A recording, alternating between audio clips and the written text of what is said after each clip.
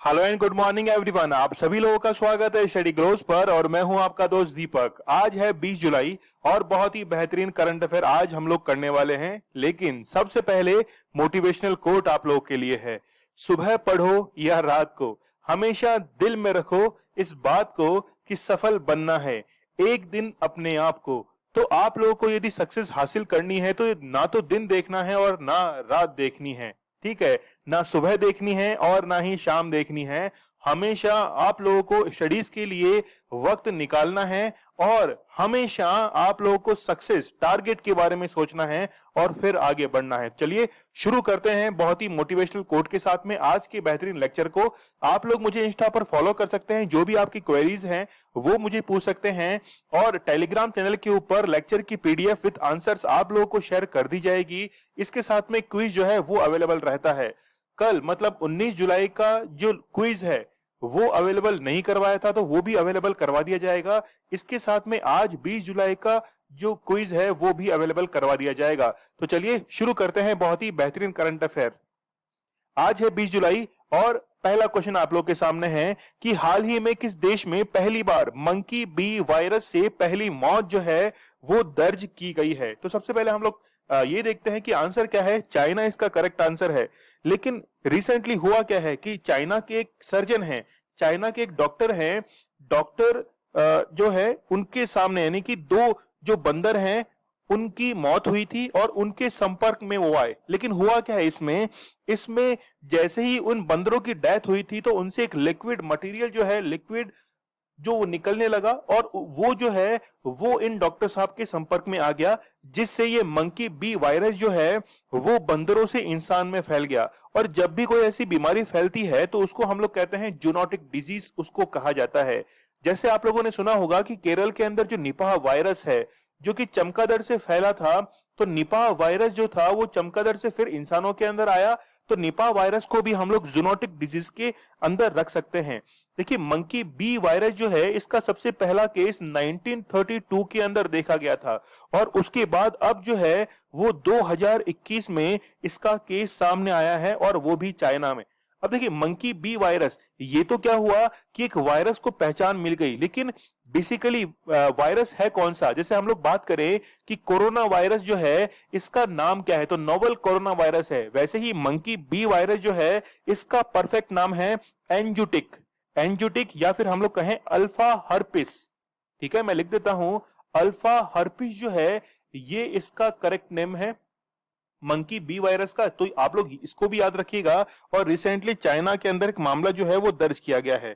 अब देखिए कि जितने भी मैमल्स होते हैं ये monkey B virus central nervous system के ऊपर काम करता है। तो सेंट्रल नर्वस सिस्टम जो है उसको डैमेज करता है और डैमेज करने से जो भी आपके मस्तिष्क में यानी कि दिमाग के अंदर जो भी तंत्रिकाएं हैं उनको ये समाप्त कर देता है। तो पहली मौत जो है वो चाइना के अंदर दर्ज की गई है। यहां हम लोग देख सकते हैं कि monkey B virus in China, तो दो जो मंकी थे वो मृत पाए गए और उनसे जो लिक्विड निकल रहा था मतलब मरने के बाद जो लिक्विड निकल रहा था वो डॉक्टर के संपर्क में आए और डॉक्टर की यहां पर क्या हुई, मौत हुई है। यहां हम लोग देख सकते हैं जैसे इबोला की बात करते हैं हम लोग, उसके बाद में निपा वायरस अभी मैंने आप लोगों को एग्जाम्पल बताया था। तो ये सब जो है वो जूनोटिक डिजीज की कैटेगरी के अंदर आती है। अब इसके अंदर चाहे फिर वो चमगादड़ से फैले या किसी भालू से फैले, किसी घोड़े से फैले या किसी और अदर जानवर से फैले तो भी उसे जूनोटिक डिजीज की कैटेगरी में ही रखा जाएगा। तो यहां हम लोग देख सकते हैं कि the Beijing based vet was also the country's first human infection case with monkey bee virus। चलिए जब भी कोविड का टेस्ट किया जाता है तो आप लोग को पता है जैसे आरटीपीसीआर ब्लड टेस्ट के थ्रू टेस्ट किया जाता है, फिर स्वैब टेस्ट जो है वो इसमें किया जाता है। तो यहां हम लोग देख सकते हैं, आप लोग देखिए कि what kind of sample taken. तो यहां पे आप लोग देखिए कि नेजल स्वैब टेस्ट जो है जो कि गले से लिया जाता है, नाक से लिया जाता है और फिर उसका टेस्ट किया जाता है और इसकी एक्यूरेसी जो है वो काफी हाई है इसकी एक्यूरेसी। और यहां पे देखिए कि positive results are highly accurate but negative results में need confirmation from a molecular test.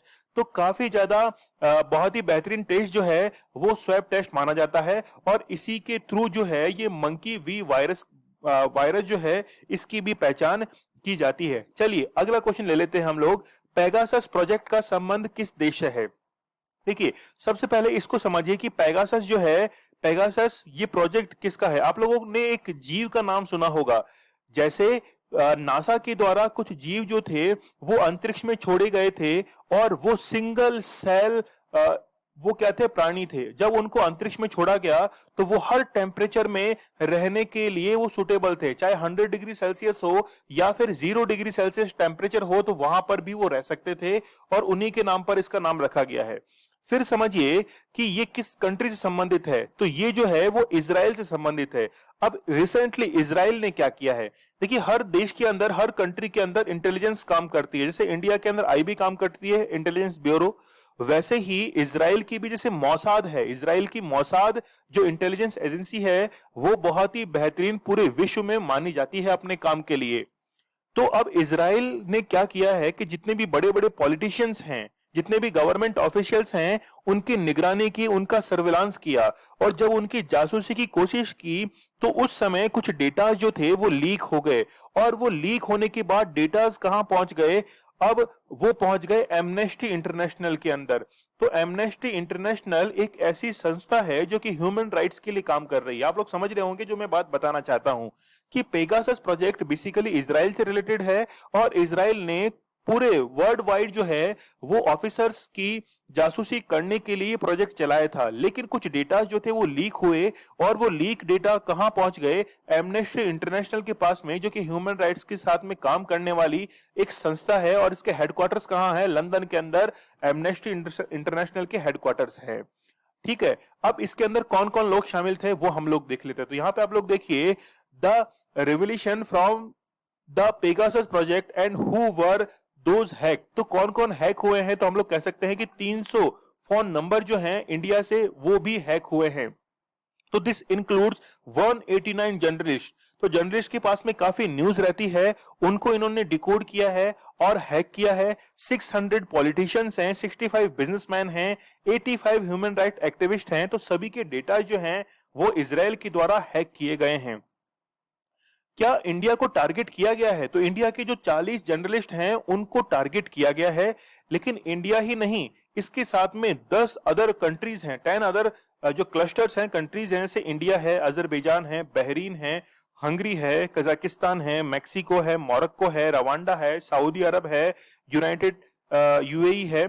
तो यहाँ पे रशिया और यूएसए जैसी कंट्रीज का नाम नहीं है। यहाँ पे आप लोग देखिए यूरोपियन कंट्री जो है वो भी काफी कम काउंट हो रही है। इसका मीन्स ये है कि उनका जितना भी साइबर सिस्टम है वो काफी ज्यादा स्ट्रांग है, उनकी जासूसी करना बहुत ही ज्यादा मुश्किल है।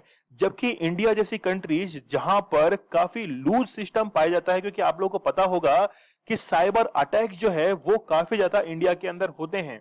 लेकिन उनकी रेट जो है, जैसे साइबर सिक्योरिटी के अंदर अभी इंडिया की जो रैंक आई थी वो 10th रैंक थी। ठीक है, 10th रैंक थी, लेकिन वो काफी इजाफा किया क्योंकि 37 रैंक से फिर उसने इजाफा किया है इंडिया ने।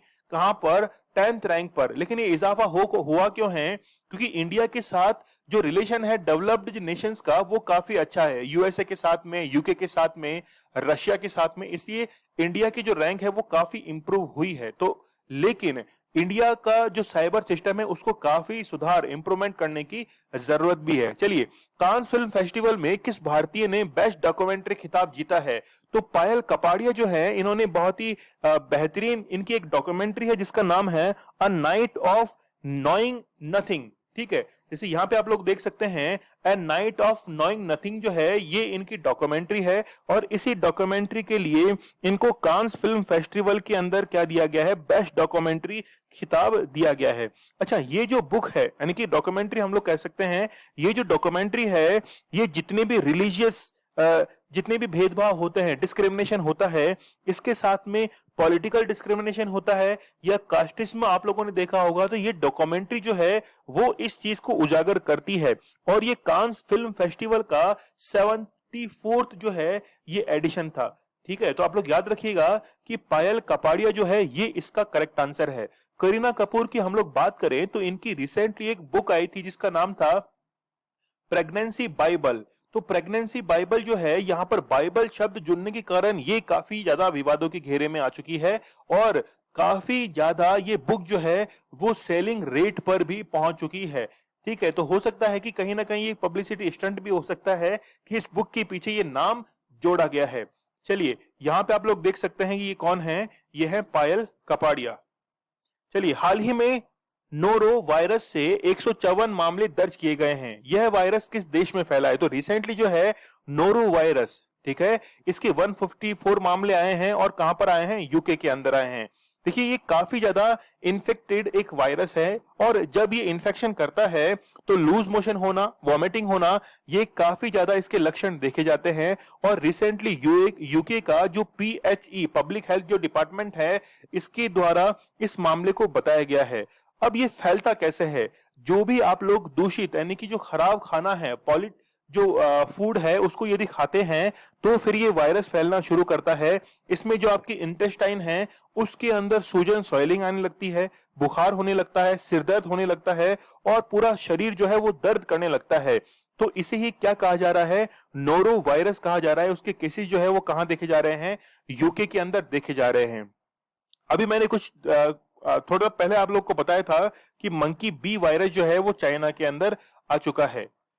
चलिए, बढ़ते हम लोग आगे। यहां आप लोग देख सकते हैं कि व्हाट इज नोरो वायरस। तो according to center for disease control and prevention, norovirus is a very contagious virus that causes vomiting and diarrhoea. तो ये जो पीएचई डिपार्टमेंट है, इनकी द्वारा ये चीज बताई गई है। और इसका दूसरा नाम आप लोग जरूर याद रखिएगा, नाम है विंटर वॉमिटिंग बग। ये इसका क्या है? ये इसका दूसरा नाम भी है। ठीक है, तो चलिए बढ़ते हम लोग आगे। यहां पे आप लोग देख सकते हैं कि डिफरेंस क्या है। देखिए, यदि हम लोग इंग्लैंड को दे 1 नंबर, फिर वेल्स है, फिर है स्कॉटलैंड और फिर है नॉर्थ आयरलैंड। तो यदि 1 2 3 4 की हम लोग बात करें तो इनको मिलाकर क्या बनता है? ये बनता है यूके, यूनाइटेड किंगडम। और इसके कंबाइंड कैपिटल जो है वो कहां स्थित है? इंग्लैंड के अंदर स्थित है। और वो क्या है? वो है लंदन। और लंदन जिस नदी के किनारे बसा हुआ है वो है थेम्स नदी के किनारे।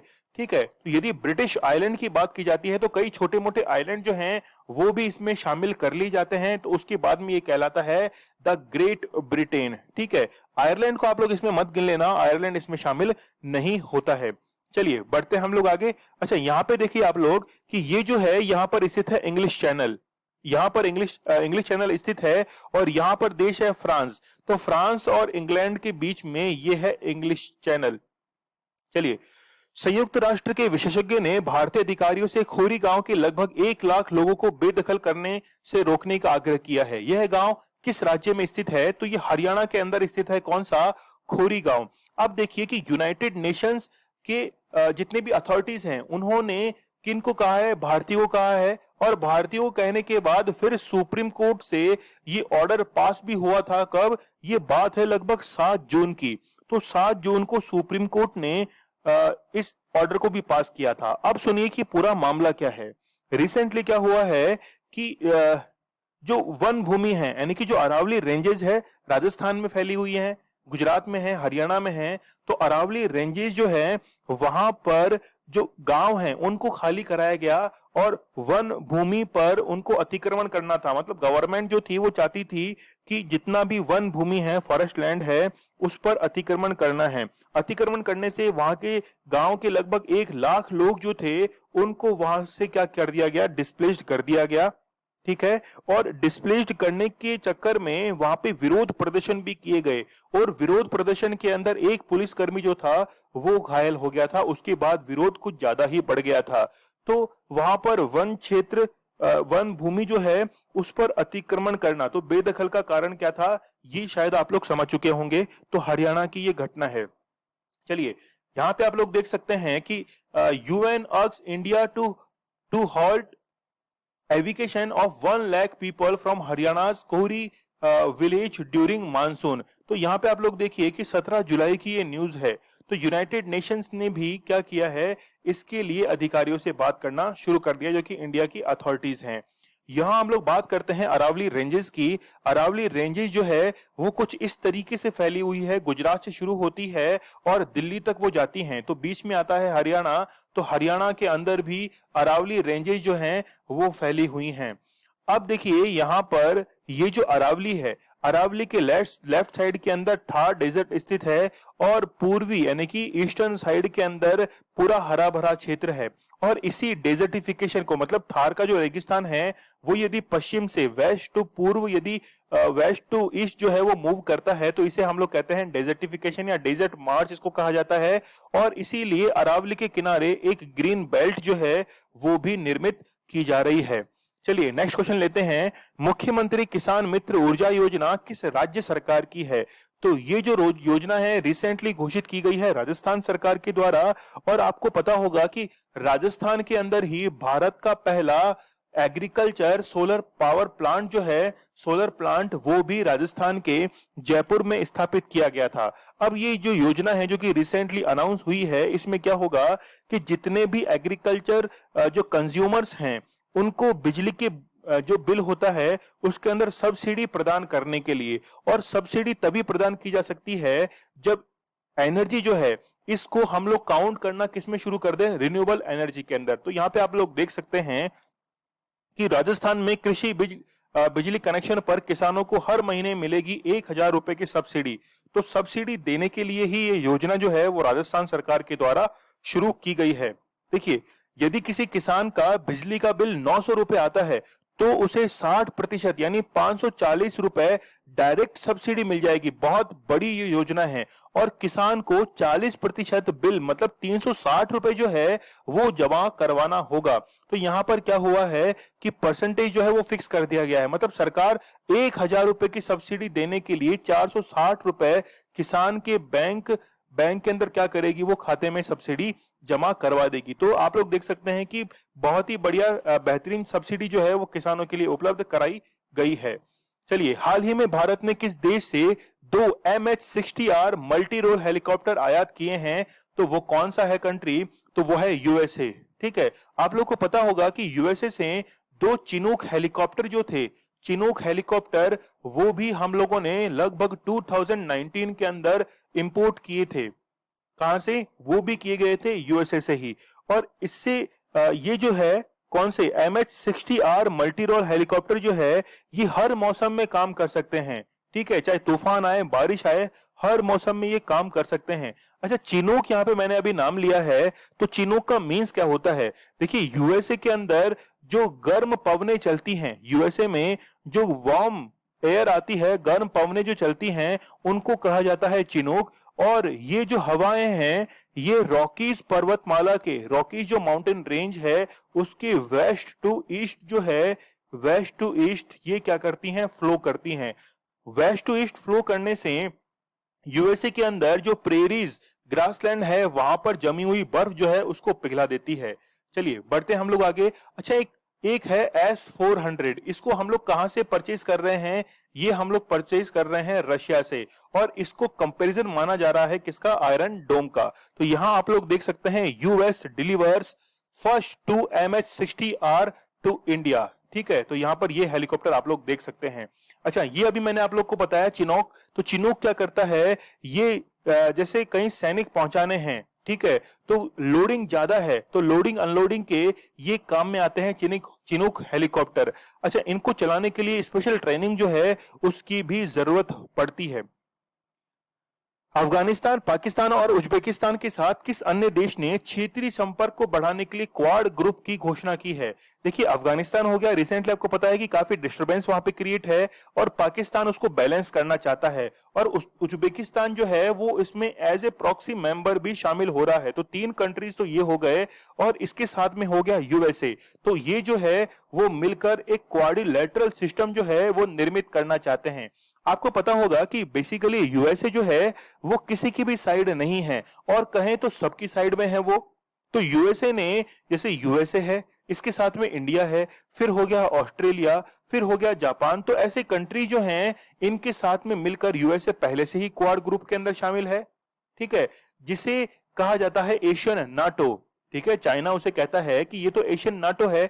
तो यूएसए ने रिसेंटली जो है एक और क्वाड ग्रुप जो है इसकी घोषणा कर दी है। तो यहाँ पे आप लोग देख सकते हैं यूएस है, अफगानिस्तान है, पाकिस्तान है और उज्बेकिस्तान जो है ये क्या कर रहे हैं, क्वाड ग्रुप को एक जो है ऑर्गेनाइज कर रहे हैं कनेक्टिविटी, रीजनल कनेक्टिविटी जो है वो बढ़ाने के लिए। जो पहले से ही क्वाड निर्मित है उसमें देखिए जापान है, उसके बाद में यूएसए है, फिर ऑस्ट्रेलिया है और फिर इंडिया जो है, वो 4 कंट्री जो हैं वो इसके अंदर शामिल है। या हम लोग कहें एक दूसरा नजरिया इसको देखने का ये हो सकता है कि यूएसए जो है वो चाइना को क्या करना चाहता है, काउंटर करना चाहता है, और सारा खेल जो है ये सिर्फ और सिर्फ चाइना के लिए ही कर रहा है यूएसए। चलिए, भारत ने किस वर्ष तक पेट्रोल के साथ 20% एथेनॉल ब्लेंडिंग का लक्ष्य रखा है? तो वो रखा है 2023 और 24 तक। लेकिन स्टार्टिंग से ये लक्ष्य नहीं था। अभी मैं आप लोग को बताता हूं कि स्टार्टिंग में 2025 का ये लक्ष्य था, फिर इसको प्रीपोन्ड किया गया और 2023 जो है वो लक्ष्य रखा गया है। अब आप लोगों के मन में ये क्वेश्चन जरूर आना चाहिए कि पेट्रोल के साथ में एथेनॉल जो है वो 20% मिक्स किया जा रहा है, क्या 100% एथेनॉल के साथ में ही जितने भी व्हीकल्स हैं क्या वो रन कर सकते हैं? बिल्कुल, बेशक रन कर सकते हैं। इंडिया का भी कहना ये है कि क्या 100% के साथ एथेनॉल के साथ में क्या व्हीकल जो है वो रन कर सकते हैं? हाँ, रन तो कर सकते हैं, लेकिन कहीं ना कहीं इनका जो ब्यूटेन नंबर्स होता है वो कहीं कम होता है, और उसी चीज को बैलेंस कौन करता है? पेट्रोल करता है। इसीलिए उसको क्या किया जाता है, इसके साथ में ब्लेंड किया जाता है। यहाँ पे आप लोग देख सकते हैं कि कार्बन के 2 मॉलिक्यूल हैं, तो हम लोग इसको ऐसे लिख देंगे C2, और H की देखिए 1 2 3 4 5 6, तो C2H5 लिखिए और फिर OH। तो ये क्या हो गया? ये एथेनॉल का एक केमिकल कंपोजिशन हो चुका है। यहां आप लोग देख सकते हैं कि एथेनॉल को बनाते कैसे हैं। जैसे गन्ना है तो उसको हार्वेस्ट किया जाएगा, उसकी फिर मिलिंग की जाएगी, फिल्ट्रेशन उसका कर लिया है, फर्मेंटेशन उसका किया है, फर्मेंटेशन करने के बाद फिर उसको क्या करते हैं? डिस्टिल करते हैं। तो डिस्टिल करने के प्रोसेस में उसको हीट दी जाती है, और जो भी उसका अर्क होता है उसको एक कंटेनर जो है उसमें इकट्ठा कर लिया जाता है, फिर उसको डिहाइड्रेट किया जाता है, इसका हाइड्रेशन टेस्ट जो है वो किया जाता है, और फिर इसको ब्लेंड किया जाता है विथ गैसेस, विथ पेट्रोल, उसके साथ में ब्लेंड करके फिर इससे जो है वो कार व्हीकल जो है उनको रन किया जाता है। भारत का पहला रैपिड आर्टिफिशियल इंटेलिजेंस संचालित कोविड 19 जो टेस्ट किट है वो किस संस्था ने निर्मित किया है? तो रिसेंटली जो है वो आईआईटी हैदराबाद के द्वारा ये बहुत ही बेहतरीन किट जो है वो निर्मित किया गया है, और इसका नाम क्या है? कोवी होम जो है ये इसका नाम है। नाम काफी इंपॉर्टेंट है, ये आप लोग जरूर याद रखिएगा। अब देखिए, आप लोगों को पता होगा कि जब कोरोना वायरस फैलना शुरू किया था तो कई सिम्टोमेटिक पेशेंट थे और कई असिम्टोमेटिक पेशेंट थे, लेकिन ये कोवी होम जो टेस्ट किट है ये दोनों पेशेंट्स के लिए काम करेगा, और इसके रिजल्ट जो हैं वो 30 मिनट्स के अंदर आ जाएंगे। इसके जो रिजल्ट्स हैं वो 30 मिनट के अंदर आ जाएंगे। लेकिन सबसे बेहतरीन बात है कि इसमें आरटी-पीसीआर करने की जरूरत नहीं है, reverse transcription polymerase chain reaction करने की जरूरत नहीं है। केवल स्वैब टेस्ट जो है वो करके ही, स्वैब टेस्ट करके ही इसको क्या किया जाता है, इसके रिजल्ट्स प्राप्त किया जा सकते हैं। और इसकी जो एफिकेसी रेट है वो है 94.2%। इसकी एफिकेसी रेट है, और यदि इसकी कॉस्टिंग की बात करें तो काफी सस्ता है, 400 रुपए के अंदर ये मार्केट में उपलब्ध रहता है। अब देखिए, आईआईटी हैदराबाद जो है इसने तो इस टेक्निक को डेवलप कर लिया है, लेकिन अब ये क्या करेगा कि किसी इंडस्ट्री को ये अब इस टेक्निक को सेल कर देगा, और इसे ही कहा जाता है टीओटी। ठीक है, टीओटी का मींस होता है ट्रांसफर ऑफ टेक्नोलॉजी। तो ट्रांसफर ऑफ टेक्नोलॉजी जो है वो की जाती है, जैसे मान लीजिए कि आईआईटी हैदराबाद जो है वो इस टेस्ट किट की टेक्नोलॉजी को किसी दूसरे इंडस्ट्रीज को सौंप दे तो उसे टीओटी कहा जाएगा। आप लोग यहाँ पे देख सकते हैं कि IIT Hyderabad makes India first rapid electronic covid 19 test kit. तो इलेक्ट्रॉनिक है, ध्यान रखना, इसीलिए इसको कहा गया है आर्टिफिशियल। आर्टिफिशियल जो है उस टेक्निक पर ये स्थित है। चलिए, यहाँ पे हम लोग अभी नाम भी देख चुके हैं कि कोवी होम जो है ये इसका नाम है, और आईआईटी हैदराबाद के द्वारा ये डेवलप किया गया है। तो यहाँ पे लिखा हुआ it does not require RT PCR technique. तो reverse transcription polymerase chain reaction जो है उसकी जरूरत यहाँ पर नहीं पड़ती है। और मैंने अभी आपको स्टार्टिंग में बताया था कि जब भी स्वैब टेस्ट किया जाता है तो उसकी जो एफिशिएंसी है वो काफी अच्छी है। तो एफिकेसी रेट जो है वो कितनी है? 94.2% है, और इसकी रेट जो है वो कितनी है? 400 के अराउंड है। 20 जुलाई 2021 से शिक्षकों के प्रशिक्षण हेतु शिक्षा मंत्रालय के द्वारा कौन सा प्रोग्राम जो है वो लॉन्च किया गया है? तो आप लोग याद रखना यहाँ पे SIATP। ठीक है, ये प्रोग्राम लॉन्च किया गया है, और इसकी फुल फॉर्म क्या है? फुल फॉर्म भी काफी इंपॉर्टेंट है, school innovation ambassador ambassador training programme. ठीक है, तो ये क्या है, ये इसकी फुल फॉर्म है, आप लोग जरूर याद रखना। अच्छा, इसमें देखिए होगा क्या, इसमें 50,000 जितने भी टीचर्स हैं उनको प्रशिक्षण दिया जाएगा, उनको ट्रेनिंग दी जाएगी।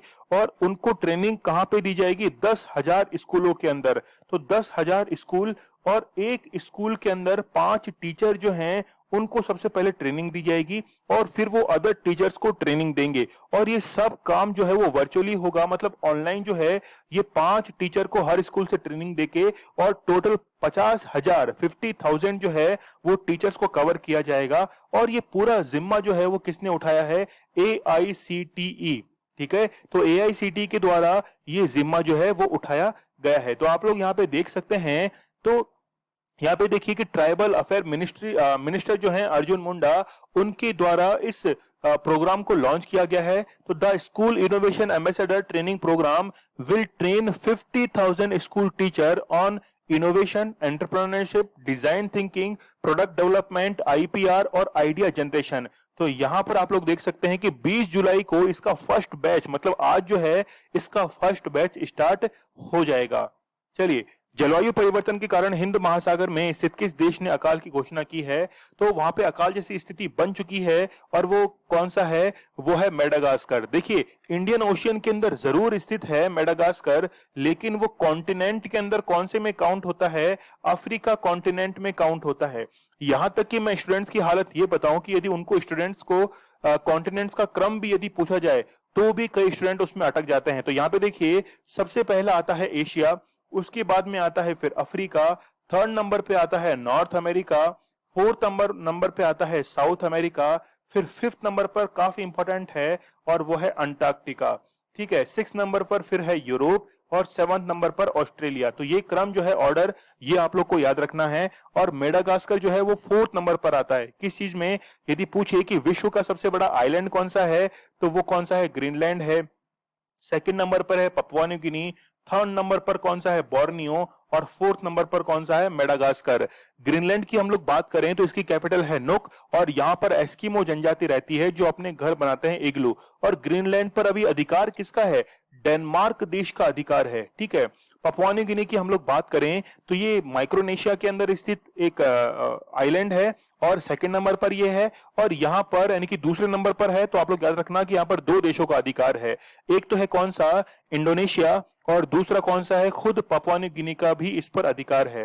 बोर्नियो की यदि हम लोग बात करें तो बोर्नियो एशिया का तो है सबसे बड़ा, जो कि भूमध्य रेखा इक्वेटर लाइन के ऊपर स्थित है और पूरे विश्व का थर्ड लार्जेस्ट आइलैंड है बोर्नियो। ठीक है, और किसका है ये, इस पर 3 देशों का अधिकार है। 3 देश कौन कौन से हैं, एक की तो हम लोग बात करें वो है इंडोनेशिया, फिर उसके बाद है मलेशिया और फिर कौन सा है, ब्रुनई। तो 3 कंट्री जो हैं, इंडोनेशिया, मलेशिया और ब्रुनई का कंट्रोल किस पर है, बोर्नियो के ऊपर है। मेडागास्कर जो है वो विश्व का चौथा नंबर का देश है। तो आप लोग यहाँ पे देख सकते हैं कि यहाँ पर क्या हुआ है कि बारिश जो है वो नहीं हुई है और बारिश के नहीं होने के कारण यहाँ पर अकाल की स्थिति बन चुकी है। इसके साथ में यहाँ पर टिड्डियां जो हैं, ठीक है, टिड्डियों का हमला जो है वो भी यहाँ पर हुआ, जिन्होंने क्या किया कि यहाँ पर जो मक्का की फसल होती है उस पूरे मक्का की फसल को खराब कर दिया और उसके कारण अकाल, ड्रॉट जैसी कंडीशन जो है वो यहाँ पर बन चुकी है।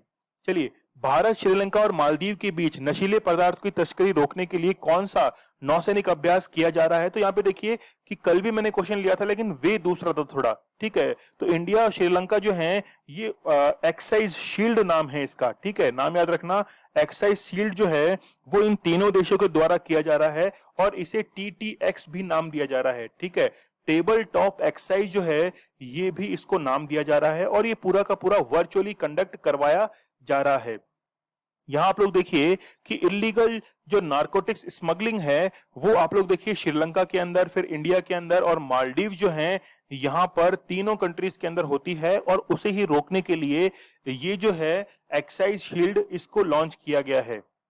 भारतीय संसद में कोरोना वायरस के संचार को कम करने के लिए किस तकनीक का प्रयोग किया गया है, तो आप लोग यहाँ पे देखिए अल्ट्रा वायलेट यानी कि यूवी रेज जो है वो काम में लिया जाएगा। यहाँ के जो डक्ट हैं उसके अंदर डिसइंफेक्ट करने के लिए उसको यूवी टेक्निक का इस्तेमाल किया जाएगा और ये जो है वो CSIR जो है इसके द्वारा इस टेक्निक को इस्तेमाल किया जा रहा है। देखिए यूवी रेज जो हैं वो तीन प्रकार की होती हैं। यूवी रेज तीन प्रकार की होती हैं। यूवी ए होती है, उसके बाद में अल्ट्रावायलेट बी होती है, फिर यूवी सी होती है। तो यूवी सी जो है ये सबसे खतरनाक है। इसकी 100 टू 280 जो है वो नैनोमीटर इसकी लेंथ होती है। फिर यहाँ पे हम लोग देखें 280 टू 315 जो है नैनोमीटर, ये इसकी लेंथ होती है। और 350 यानी कि यहाँ पे देखिए 315 से 400 नैनोमीटर जो है ये किसकी होती है, वो यूवी अल्ट्रावायलेट ए। तो सबसे खतरनाक कौन सी है, वो है कौन सी, सी, फिर बी और फिर कौन सी है, ए। ठीक है, तो आप लोग याद रखना, काफी इंपॉर्टेंट ये टेक्निक है। एक क्वेश्चन हम लोग एडिशनल और लेते हैं कि भारत ने पेरिस समझौते के तहत वर्ष 2030 तक कितने प्रतिशत कार्बन उत्सर्जन को कम करने का लक्ष्य रखा है। तो ये काफी इंपॉर्टेंट क्वेश्चन है। 33% जो है ये इसका करेक्ट हो जाएगा आंसर। तो पेरिस जो समझौता है ये COP21 का रिजल्ट है, कॉन्फ्रेंस ऑफ पार्टीज 21। और ये हुआ कहां था, पेरिस के अंदर हुआ था 2015 के अंदर। और उसमें 17 जो गोल थे वो निर्धारित किए गए थे, सस्टेनेबल डेवलपमेंट गोल जो थे वो निर्धारित किए गए थे। तो इंडिया का जो है ये है कि 33% जो है वो कार्बन एमिशन उसको कम करना है 2030 तक। चलिए 19 जुलाई के बहुत ही बेहतरीन करंट अफेयर को हम लोग रिवाइज कर लेते हैं। किस भारतीय विज्ञान संस्थान ने हाल ही में गर्मी के प्रति सहनशील कोविड वैक्सीन विकसित की है, तो वो कौन सी है, वो है IISc Bengaluru. Electric bike taxi योजना किस राज्य सरकार के द्वारा शुरू की गई है, तो वो है कर्नाटक। लद्दाख ने 2025 तक पूर्ण जैविक प्रदेश बनने के लिए सिक्किम के साथ समझौता किया है। हाल ही में वियतनाम ने किस राज्य में अपना पहला मानव महा वाणिज्य दूतावास नियुक्त किया है, तो वो है कर्नाटका। फिर है विश्व का पहला छोटे मॉड्यूलर जो रिएक्टर होते हैं लिंगलोंग 1, वो चाइना के द्वारा डेवलप किया गया है। हाल ही में किस देश के द्वारा जॉनसन एंड जॉनसन वैक्सीन को मंजूरी दी गई है, तो वो है वियतनाम। 14 वनडे शतक लगाने वाले सबसे तेज बल्लेबाज कौन बन गए हैं, तो वो है बाबर आजम। विश्व अंतर्राष्ट्रीय न्याय दिवस जो है 17 जुलाई को मनाया जाता है। हाल ही में किस राज्य में बोनालू उत्सव जो है वो मनाया गया है, शुरू किया गया है, वो है तेलंगाना। हाल ही में किस राज्य सरकार के द्वारा EWS के लिए 10% दिया गया है, तो वो है आंध्र प्रदेश। हाल ही में कृषि और किसान कल्याण मंत्री नरेंद्र सिंह तोमर के द्वारा किसानों के कल्याण के लिए कौन सा ऐप लॉन्च किया है, तो वो है किसान सारथी। शाहरुख खान, संजय दत्त के बाद किस भारतीय को दुबई में गोल्डन वीजा जारी किया गया है, तो वो कौन है, सानिया मिर्जा हैं। हाल ही में किस देश के पूर्व राष्ट्रपति ममनून हुसैन का निधन हुआ है, तो वह है पाकिस्तान। भारत के साथ किस देश ने वर्चुअल त्रिपक्षीय अभ्यास TTX 2021 का आयोजन किया है, तो वह है श्रीलंका और मालदीव। ये कल का हमारा स्टडी ग्लोस क्वेश्चन था कि दुनिया की पहली DNA आधारित वैक्सीन जो है वो कौन सी है, वो है ज़ायकोव डी और जायडस कैडिला के द्वारा इसे निर्मित किया गया है DNA से। ठीक है, तो आप लोग याद रखना कि जो कोरोना वायरस है वो RNA सिंगल हेलिकल वायरस है और उसको DNA के अंदर कन्वर्ट किया जाता है। फिर उसके कई सारे जो कह सकते हैं रेप्लिका जो है वो RT-PCR टेक्निक के थ्रू डेवलप किए जाते हैं। और आज का स्टडी ग्लोस आप लोग के सामने ये है कि रिसेंटली कौन सी कंट्री ने कोविड को एज ए एंडेमिक अनाउंस किया है। इसका आंसर मुझे आप लोगों को कमेंट सेक्शन में देना है। आप लोग मुझे इंस्टा पर कोई भी क्वेरीज है आप लोग की वो पूछ सकते हैं, फीडबैक है वो मुझे दे सकते हैं। टेलीग्राम चैनल के ऊपर आप लोग को लेक्चर की PDF विद आंसर्स अवेलेबल करवा दी जाएगी और कल के और आज के जो क्विज हैं वो भी आप लोगों के लिए अवेलेबल रहेंगे टेलीग्राम चैनल के ऊपर। चलिए, आप लोगों को स्टडी ग्लोस जो लर्निंग ऐप है उसको डाउनलोड करना है। बहुत ही बेहतरीन कोर्सेज आप लोगों के लिए अवेलेबल है, खास तौर से महिलाओं के लिए, फीमेल्स के लिए, उनके पर्सनालिटी डेवलपमेंट के लिए। केवल यहाँ पे देखिए कि 50% डिस्काउंट के साथ में आप लोगों को कोर्सेज अवेलेबल करवा दिए गए हैं। स्टडी ग्लोस आप लोगों के लिए बहुत ही बेहतरीन कंटेंट लेके आता है। नॉलेज इज पावर, ये हमारी टैगलाइन है, तो आप लोगों को सब्सक्राइब करना नहीं भूलना है। चलिए कल मिलते हैं हम लोग बहुत ही बेहतरीन करंट अफेयर के साथ। तब तक के लिए धन्यवाद, थैंक यू।